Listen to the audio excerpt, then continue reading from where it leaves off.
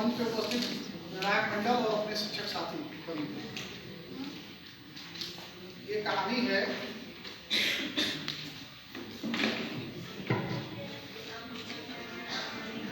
बहुत पहले की बात। आवाज मेरी आ रही है? अवश्य अवश्य। बहुत पहले की बात है। एक कहीं दूर गांव से कहीं दूर घने जंगल में एक कुटिया बनी हुई थी। उस कुटिया के अंदर एक महात्मा निवास करते थे। वे प्रायः ध्यान लगाते थे, तपस्या करते थे। एक दिन वो तपस्या करने के लिए कुटिया के बाहर बैठे हुए थे, तभी अचानक उनके गोद में एक चूहा आके गिर जाता है। उनका ध्यान भंग हो जाता है। उन्होंने देखा चूहा घायल है, चूहा भूखा है। उन्होंने बड़े प्यार से उस चूहे को सहलाया और उसका इलाज किया और उसको भोजन दिया। वो चूहा एक कौवे की चोट से गिरा हुआ था। इसके बाद वह चूहा स्वतंत्र पूर्वक वह आश्रम के अंदर रहने लगा। एक दिन क्या होता है, वह चूहा दौड़ता हुआ आता है और पुनः साधु के महात्मा के गोद में आके बैठ जाता है।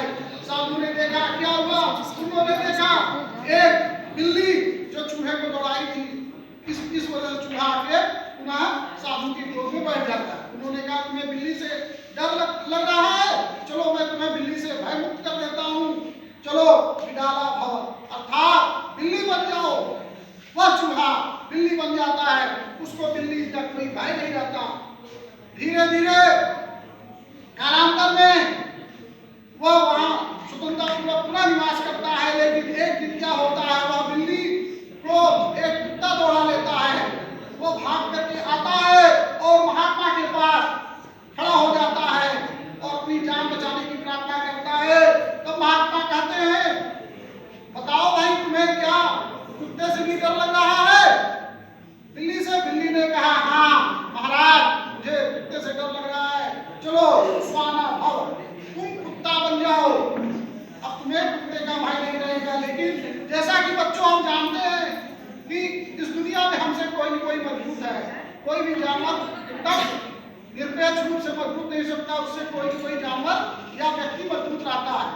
इसी क्रम में जो कुत्ता था एक दिन उसको शेर ने दौड़ा लिया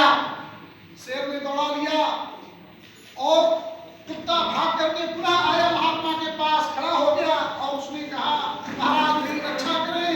तब महात्मा ने कहा तुम्हें शेर से डर लग रहा है? तो उन्होंने कहा तुम शेर बन जाओ। वह शेर बन गया और उसको किसी बात का भय नहीं रहा, लेकिन वह आश्रम में रहने लग गया।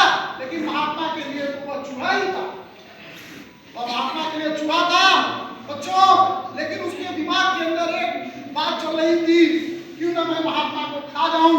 अगर मैं महात्मा को खा लेता हूं तो मेरे पूर्व जन्म के बारे में कोई नहीं जानता और मैं इस प्रकार से बड़ा होकर के रहूंगा, मेरे बारे में कोई नहीं जान पाएगा।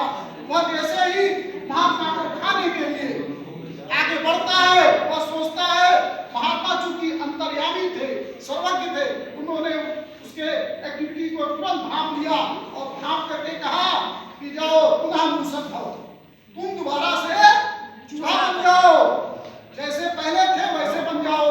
बच्चों इस कहानी से हमें क्या शिक्षा मिलती है? इस कहानी से हमें यह शिक्षा मिलती है कि हमें आसान खामोश